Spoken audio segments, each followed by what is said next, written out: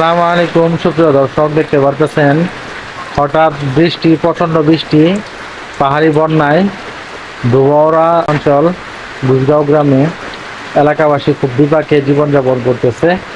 এখানে পানির স্রোত, প্রচুর পরিমাণে পানির স্রোত দেখতে পারতেছেন।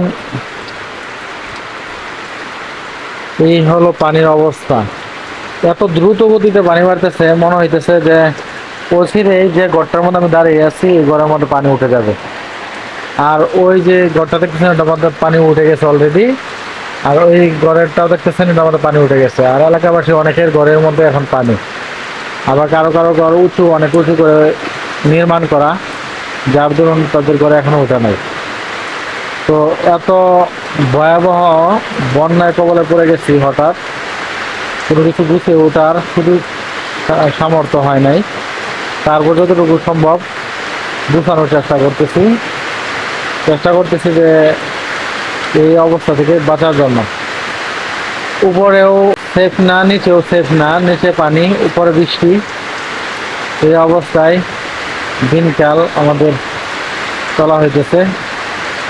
তবে আমাদের এখানে পাহাড়ি বৃষ্টির যে পানিটা আসে, পাহাড়ি বন্যা, সে পানির পূর্ববর্ষ যখন আমরা বুঝতে পারি, কিছু খাদ্য সামগ্রী আমরা নিয়ে প্রস্তুত হয়ে থাকি। ছোটকাল থেকে আমরা এই অবস্থায় চলাফেরা করে আসছি, এখনো পর্যন্ত করতেছি, সামনেও হয়তো করতে হবে।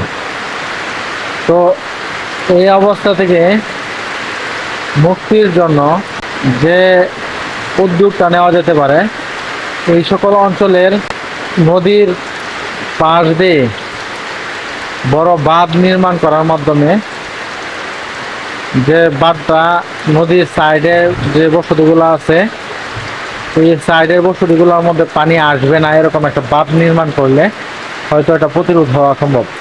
এছাড়া পার্সোনালি যদি এই জমিনগুলো উঁচু করা যায়, তাহলে হয়তো নদীর পানিটা উপরে উঠতে সমস্যা হবে, উঠবে না।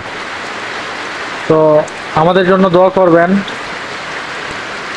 প্রতিনিয়ত আমরা ক্ষতিগ্রস্ত হই, কিন্তু আমাদের সম্মুখে কোনো ত্রাণ সামগ্রী, তার কোনো সহযোগিতা এরকম হয়ে থাকে না।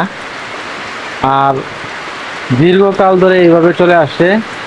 যারা বন্যার মধ্যে থাকে না, অনেক সময় যখন কিছু বন্যা কবলিত মানুষদেরকে উদ্দেশ্য করে কোনো ত্রাণ দেওয়া হয়, সেটা আগেই কারো না কারো হাতে চলে যায়। যারা প্রকৃতপক্ষে বন্যা কবলিত অবস্থায় কষ্ট করেছে, তারা এর সামান্যটুকু পায় না। এই হইল আমাদের অবস্থা। প্রতিবার বন্যা কবলিত অবস্থায় আমরা অনেক দুর্যোগ মোকাবেলা করতে হয়, আল্লাহর উপর ভরসা রেখে।